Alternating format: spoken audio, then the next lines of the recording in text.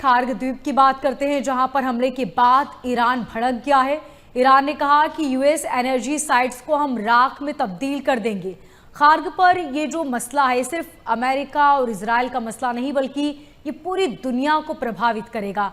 आपको क्या लगता है, आने वाले वक्त में इसको लेकर क्या अंदेशा? देखिए मोनिका जी, आपने बड़ा अच्छा विषय छेड़ा है। जो खर्ग वाला मसला है बड़ा इंपॉर्टेंट है और मैं मानता हूं कि अब तक इससे बड़ा ऑपरेशन, इससे बड़ा एस्केलेशन मिडिल ईस्ट में हुआ नहीं था। और MH1 केवल एक ऐसा नेटवर्क है जो इस युद्ध के बारे में सही प्रेडिक्शन देता रहा। और 3 या 4 दिन पहले मैंने आपके शो पे बोला था कि खर्ग आइलैंड का नंबर आने वाला, और कल के शो पे तो मैंने बोला 24 घंटे की बात है, खर्ग आइलैंड का नंबर आने वाला है। देखिए खर्ग आइलैंड है क्या? खर्ग आइलैंड एक द्वीप है जो ईरान के मेन जो लैंड मास है उससे बाहर है, 20-25 किलोमीटर दूर है। ईरान से सारी पाइपें, सारा तेल यहाँ जाता है। यहाँ से, इस द्वीप से ये बड़े बड़े सुपर टैंकर जो होते हैं उनमें लोड होता है। यानी कि इनका पंपिंग स्टेशन है, यहाँ तेल होल्ड भी होता है, यहाँ तेल स्टोरेज भी होता है और यहीं से फिर फाइनल लोड होता है।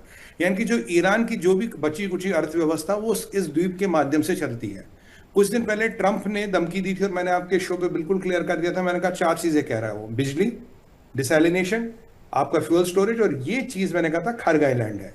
अगर ये नहीं माने, इन्होंने हरकतें जारी रखी, तो खर्ग आइलैंड को अमेरिका तबाह कर देगा। और ईरान के पास कोई मैकेनिज्म नहीं है, कोई खुर्रमशार, कोई फतेह, कोई अलशला, अलबला, अलवला, कोई मिसाइल नहीं है जो कुछ कर पाए।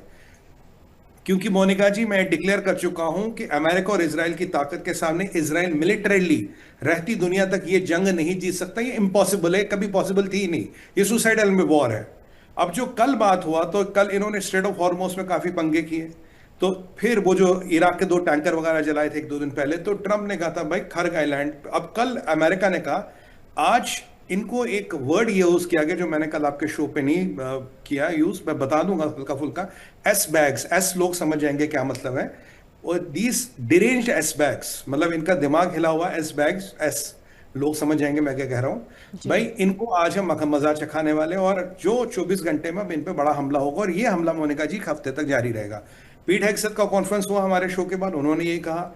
जनरल क्राइन ने यही कहा कि आज हम मैं बहुत बिजी हूं और एक हफ्ते तक यही जारी रहेगा। और मेरा प्रेडिक्शन था जैसे जैसे ईरान दबता जाएगा वैसे वैसे अमेरिका का जो बमबारी है, जो अमेरिका का अटैक है, वो बढ़ता जाएगा। और बिल्कुल वही हुआ।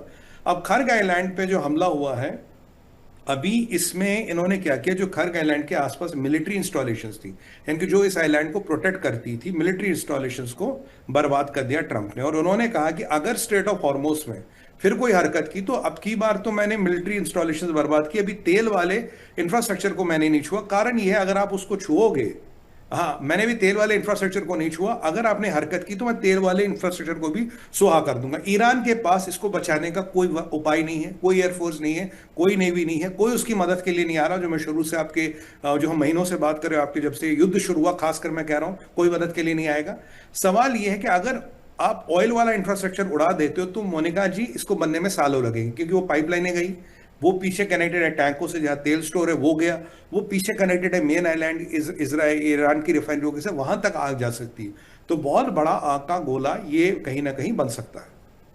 इसको लेके अमेरिका ने अगली धमकी दी है, भाई अगर स्ट्रेट ऑफ हॉर्मुज में तेल को रोकने की कोशिश की गई तो हम तुम्हारा ये उड़ा देंगे।